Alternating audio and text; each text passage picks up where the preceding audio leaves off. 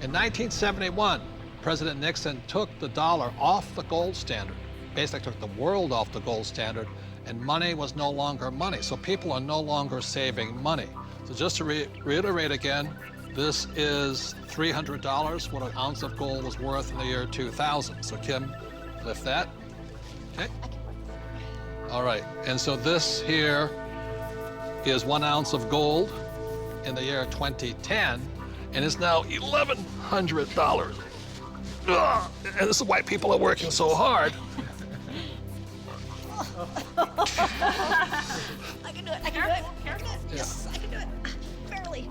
So the big reason I've said in my books for years that savers were losers is very simply because in 1971, the dollar stopped being money, it became debt. Right, Mike? Yeah, the rules all changed in '71.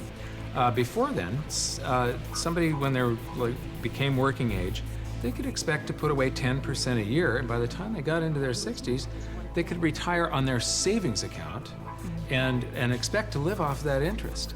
And in '71, everything changed, and they started creating currency on a massive scale. Worldwide. Ever since then, worldwide. And that is what causes inflation and the loss of purchasing power. So people thinking that they can retire, you know, back in the 50s, if you got $100,000 or $50,000, you could retire on that, you know.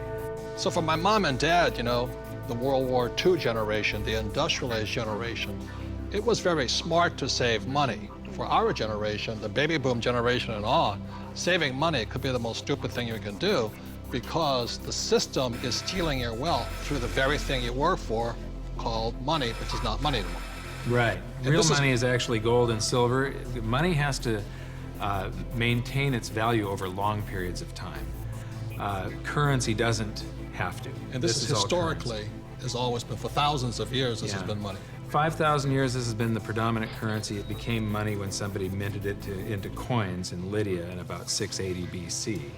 And each unit had the same buying power as the next one. They became interchangeable. So let me ask you this.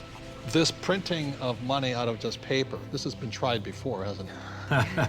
Many, many, many times, and there's always one result.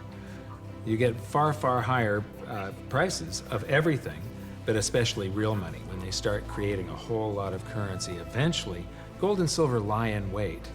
And then when the public senses this inflation of retail prices that is caused by inflation of the quantity of currency in circulation, they rush back toward gold and silver, and they have for 5,000 years. So name some governments that have attempted to print money. The Weimar Republic. I don't know Germany. what I just did with that $100 trillion bill. Zimbabwe? He's got a Zimbabwe. The Zimbabwe, yeah. Look at this one. This is the most recent, a $100 trillion note. You know, this is the largest note ever printed, 100 trillion. And this was printed in 2000. Yeah, but when Zimbabwe was created as a country, when it went from Rhodesia to Zimbabwe, they were, the Zimbabwean dollar was on parity with the US dollar. One US dollar was the same as a Zimbabwe dollar. This doesn't buy anything today. It doesn't buy a cup of coffee. Doesn't even buy a cup of coffee? No.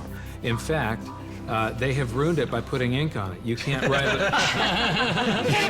you can't write a list, so it would have been more valuable at this point if it was blank. Right.